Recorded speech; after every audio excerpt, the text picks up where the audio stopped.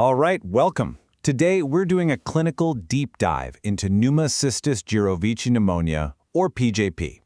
It's a really critical opportunistic infection, and honestly, managing it well all comes down to understanding its unique biology and exactly who it targets. So, what are we talking about here? The pathogen is, of course, Pneumocystis jirovecii. And you gotta understand, this isn't just some random bug. It's a highly specialized fungus that poses a real threat only when a very specific window of immunologic vulnerability opens up. So here's our game plan. We'll start by defining the pathogen and figuring out who's at risk. Then, we'll get into the tricky business of diagnosis, lay out the therapeutic playbook, and look at complications. We'll wrap it all up with a quick quiz to lock in those key clinical pearls. Okay, let's kick things off with the absolute fundamentals, the organism itself and the patients it really goes after. First things first, let's get the name right. A lot of us learned it as Pneumocystis carinii, but modern analysis has placed Pneumocystis jirovecii squarely in the fungal kingdom. Now, this isn't just being pedantic, it's fundamental. It actually helps us understand its biology and why our treatments work. PJP is like the classic opportunist. It zeroes in on people with seriously impaired cell-mediated immunity. So, you're thinking about your HIV patients with CD4 counts below 200. You're thinking about people getting hammered with intensive chemo for things like AML or ALL, and especially allogeneic stem cell transplant recipients. And of course, solid organ transplants like kidney and pancreas also put patients at significant risk. The tricky part is, when it hits, it looks a lot like other pneumonias. Fever, cough, shortness of breath, so you have to have a really high index of suspicion in these groups. Now, actually identifying PJP, well, that's a huge hurdle. And it's a problem that comes directly from the fungus's own biology. The bottom line is, you can't grow it in a lab using standard methods. Yeah, because P. jirovecii is an obligate intracellular pathogen, it just won't grow on a standard lab plate. It's basically the ultimate introvert of the fungal kingdom. It just refuses to grow outside of host cells. And that reality has forced us to pivot completely to molecular techniques. So now PCR on a respiratory sample, ideally from a bronchoalveolar lavage, is the absolute gold standard for a definitive diagnosis. So, once we've found it, what's our plan of attack?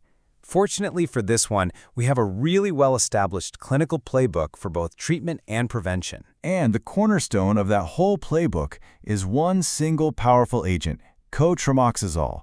This drug is our #1 weapon. We use it to wipe out active infections and, just as importantly, to keep them from ever starting in our at-risk patients. So for an acute infection, we hit it hard, 2,400 milligrams twice a day, either IV or by mouth. But, and this is critical, you have to give it with daily folic acid.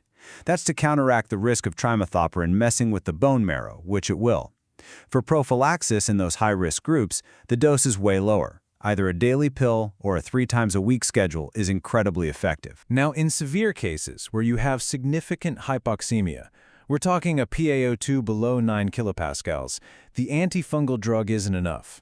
A lot of the lung damage comes from the patient's own inflammatory response, so we have to dampen that down with a very precise prednisolone taper. This isn't optional. This is a vital, mortality-reducing part of the treatment. Of course, what do you do for patients who can't take co-trimoxazole, like someone with a bad sulfa allergy?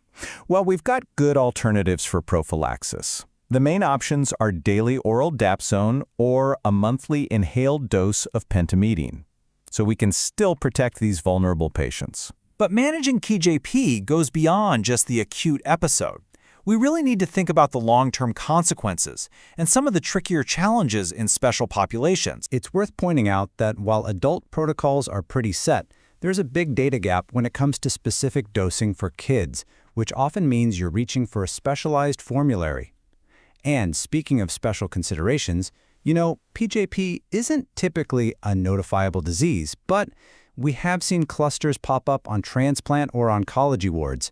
This just highlights that standard infection control is key, since airborne transmission between susceptible patients, while not super common, is definitely plausible. And to lighten the move a bit, here's a question for you.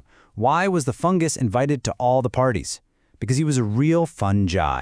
On a more serious note, the consequences of a severe case of PJP can be just devastating. That intense lung inflammation can lead to acute problems like pleural effusions, empyema, even pericarditis. And the long-term effects are profound. We have data showing increased cardiovascular mortality and a major risk of lasting cognitive problems and functional disability for people who survive the initial illness. Okay, we've covered a ton of ground. We know PJP is a fungal infection that targets specific weaknesses in cell-mediated immunity. We know we diagnose it with PCR because it's unculturable, and we know we manage it with co-trimoxazole, adding steroids in severe cases. So, to really cement these core ideas, let's run through a few key questions. First up, let's think about the host.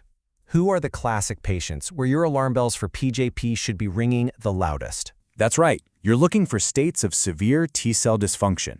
So, advanced HIV with a CD4 count under 200, patients getting intensive chemo, and allogeneic stem cell transplant recipients.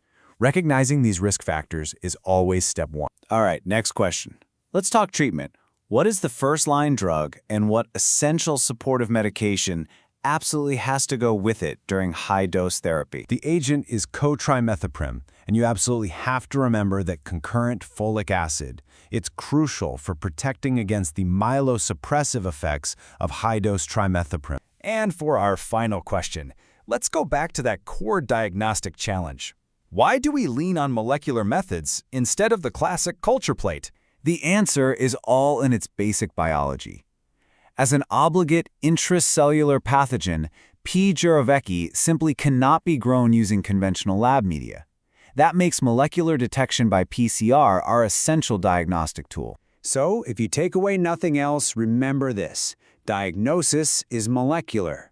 Treatment is centered on co-trimoxazole, and prophylaxis for vulnerable patients is absolutely key. I'll leave you with one final, pretty critical thought. The fact that we can't culture this fungus means we can't do routine susceptibility testing. That creates a huge clinical blind spot. And it raises a really tough question. How are we going to detect, track, and manage co-trimoxazole resistance when it inevitably becomes a bigger problem? That's a challenge that will likely define the future of PJP management. Thanks for joining this explainer.